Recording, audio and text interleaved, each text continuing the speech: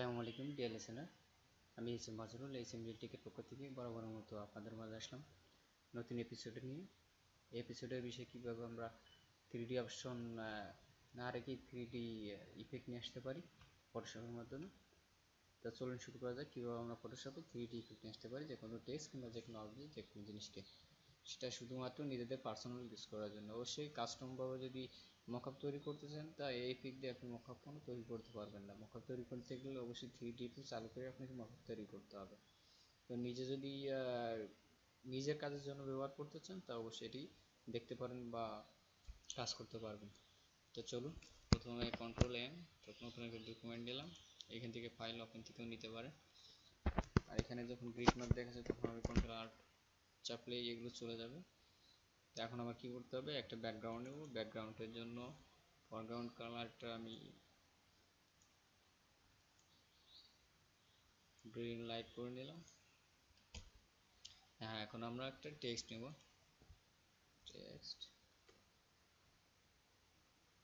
4D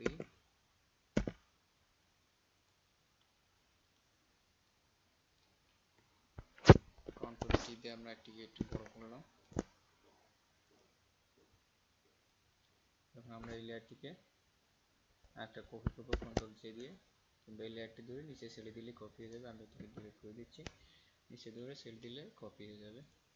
তো আমি এটিকে কপি করে নিলাম। এখন আরেকটি শুধু ব্ল্যাঙ্ক লাইন নিব, ব্ল্যাঙ্ক লাইন নিলাম। এখন নিচের লেয়ারটিতে সিলেক্ট করে, অর্থাৎ নিচের লেয়ারটিকে আগে আমাদের কনভার্ট টু শেপ করে নিতে হবে। আমরা কনভার্ট টু শেপ করে নিলাম এবং এটিকে আমি কন্ট্রোল চেপে ক্লিক করলাম। দেখুন সিলেকশন হয়ে গেছে। উপরের লেয়ারে আবার নিয়ে, অর্থাৎ যে ব্ল্যাঙ্ক লেয়ার ওইটাতে নিয়ে গেলাম এবং এইখান থেকে এখানে আমরা কি করব, পোস্ট করব। তো পোস্ট করার জন্য এখানে আমাদের আরেকটু যে ডার্ক গ্রিন নিলাম। এখন আমরা অল্টার ব্যাক স্পেস কিংবা অল্টার ডিলিট চাপ দিলে আমাদের এটি কালার চেঞ্জ হয়ে যাবে। এখন আমি এটিকে Ctrl+T দিয়ে সিলেকশন করলাম। এখন কিবোর্ডের যে লেফট রাইট অ্যারো রয়েছে, আমি উপরে ডান দিকে একবার, বাঁ দিকে একবার এবং মাঝে একবার, মাঝে দুবার নিলাম। এখন আমি ইন্টার প্রেস করলাম।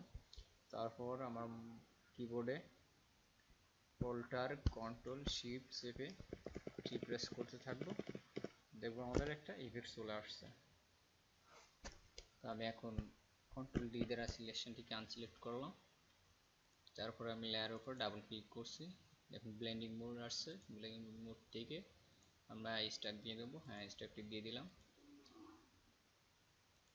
এখন আমরা আমাদের যে নিচের 4D ফার্স্ট যে লেয়ার ছিল ওইটিকে ডিলিট করে দেবো। আমরা সেকেন্ড কপি লেয়ারে এটাও সেম ভাবে স্ট্যাক দিয়ে দেবো। এটা স্ট্যাক একটু বাড়িয়ে দেবেন যাতে মনে হয় যে না অরিজিনাল আমাদের 3D ভাব আসছে। এত বেশি দিবেন না যাতে দেখলে মনে হয় যে না আসলে এটা 3D না। আমরা ইচ্ছে করলে আমাদের কালারটা চেঞ্জ করে নিতে পারি। তো এখানে দেখি রেড ব্যাক স্পেস, সরি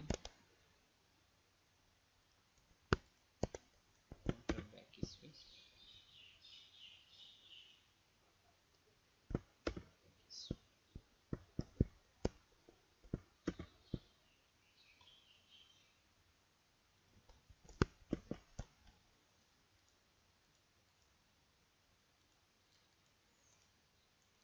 হ্যাঁ ডিয়ার লিসেনার, এই ছিল আমাদের আজকে 3D অপশন না করেই আমরা কীভাবে 3D ইফেক্ট নিয়ে আসতে পারি সেই টিউটোরিয়াল। তো আর একটু ঘাটাঘাটি করে দেখবেন, অবশ্যই এর থেকে ভালো ইফেক্ট আপনি নিয়ে আসতে পারবেন আশা করা যায়। তো আপনি যদি আমার এই ভিডিও থেকে কিঞ্চিত পরিমাণ উপকৃত হন তো অবশ্যই চ্যানেলটিকে সাবস্ক্রাইব করবেন।